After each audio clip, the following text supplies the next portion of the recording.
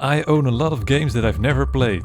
I put them all on the wheel to let fate decide what I should review. This time, 10 reviews in one. First up, Grand Kingdom. Grand Kingdom's intro is a banger.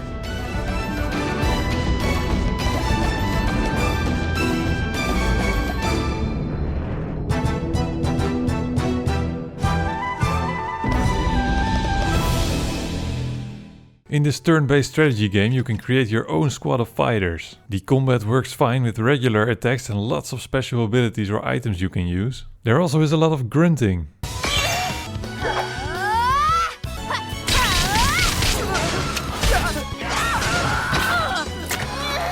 The gameplay got repetitive quite quick for me, and the user interface could be a bit better as I was often hitting my own team. Between combat there are fully voice-acted conversations. I found these conversations pretty boring as the voice acting and writing was not amazing, but also not so bad that it was funny. They did it! They did it! Impressive results for their first battle. The battle is over! Raise a victory cry!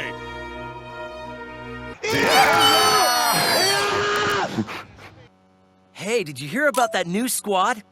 Oh yeah, those guys. I heard they captured the enemy leader in their first battle. They sound pretty fearsome. I hear they've already secured themselves a promotion. I heard the Legend 27 once defeated an entire army with a single blow. But what truly makes Grand Kingdom grand and unique is the multiplayer. You can join one of 4 nations who are at war and change history. Land Earth, Valkyr, Magian, Feel. Long ago, the 4 nations fought against each other in harmony. Then, everything changed as they turned off the freaking online servers. Supposed to be playing Game of War, but this one player keeps kicking my ass. El Hijo is a stealth game in which you play as a little boy who was put in some sort of cult out of necessity by his mom because she was too busy escaping bandits. Your goal is to sneak away from this cult and find your way back to your mom. The art style of this game is very charming with amazing 3D environments, some cool 2D cutscenes and good looking animations and sound effects. The stealth gameplay however is very basic and does nothing to innovate the genre. It's everything you expect from a simple stealth game, with some places to hide, some rocks to throw, and getting caught because I'm too impatient for stealth games. For me, the annoyance of getting caught weighed heavier on me than the enjoyment of successfully sneaking past someone, which quickly made this game frustrating for me. And the promising story takes a back seat after the intro, so it quickly feels like you're playing random levels behind each other, just like in every mobile game. Which is a shame because this game truly looks beautiful. El Hijo? El Hijo? El Hijo? El Hijo? I don't know. Let me ask you a question. What is the best part about Skyrim? If your answer is the combat, then this might be the game for you. Barony is a roguelike dungeon crawler. Fight enemies, get stronger and descend to become the baroniest baron? I don't know. There is so much stuff in this game that it felt like I needed to do a dedicated study before I could understand what was going on. And I didn't feel like doing that. Just look at this.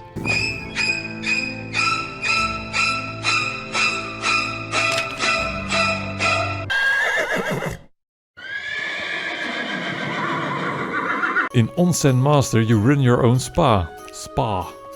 Spa? Spa. Spa? Spa. Spa? Spa. The game reminded me a lot of Overcooked, only in this game you're cooking customers instead of food. There are human customers which you will have to guide to a bath, but also yokai which have unique abilities, making them more difficult to deal with. The game quickly becomes chaotic because there is always a lot to do. Preparing the baths, cleaning the floor and throwing around customers. Onsen Master is a bit janky when it comes to gameplay and animations, but there is some fun to be had here, especially if you play it in co-op.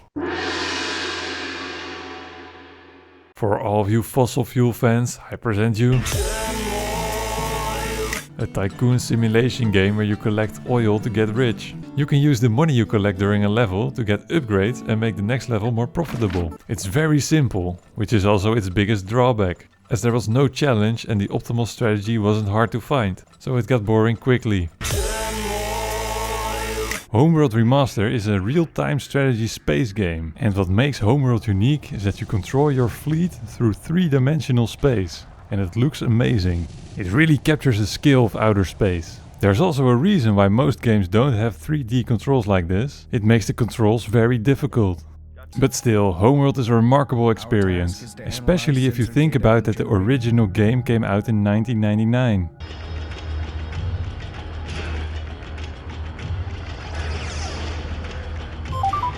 He just fully turned into me. Dark City International Intrigue is a point-and-click adventure game.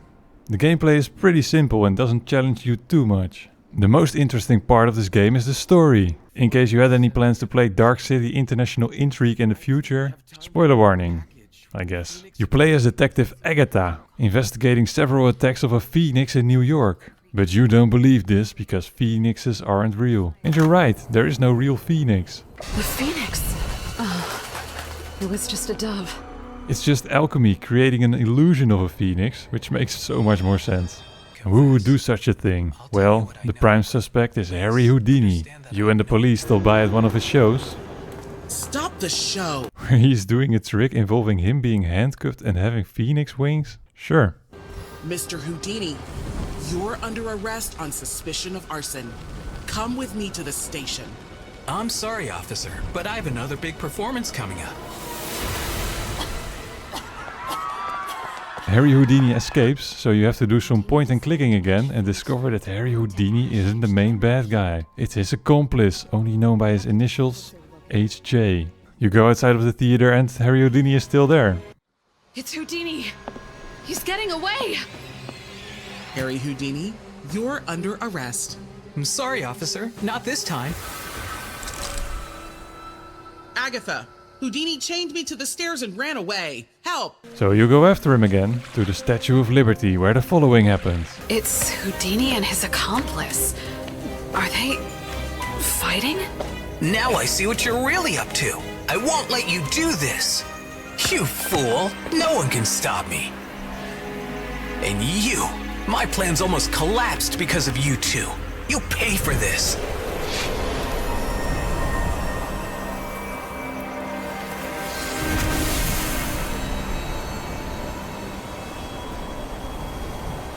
Oh no! Help!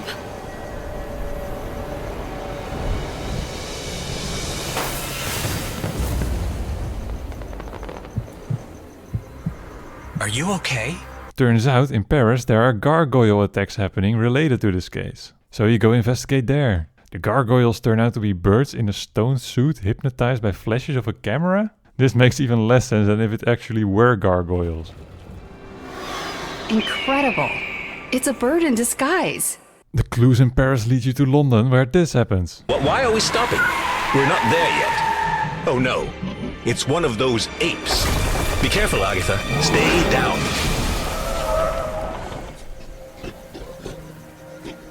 In London you find out that the criminal you've been chasing is Jekyll, the son of Hyde. Now, you will be one of my test subjects. Say goodbye to free will, Agatha. Get off me, you cursed ape! What happened? You chase him down one last time into the Big Ben clock tower and arrest him. Also, Harry Houdini is doing water shows now, instead of fire. Houdini! In Sail Forth, you sail forth. For a game about sailing, the sailing isn't fun enough.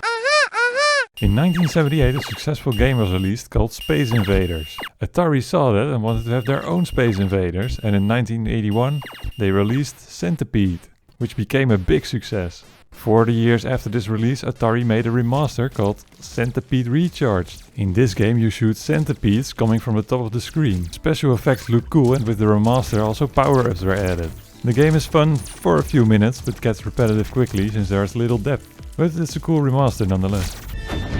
It's Centipede. For all you fossil fuel fans, I present to you Dakar Desert Rally, the motorsport named after the capital of Senegal. So, of course, it's held in Saudi Arabia. Pick up the road book to explore the vast Saudi Arabian desert.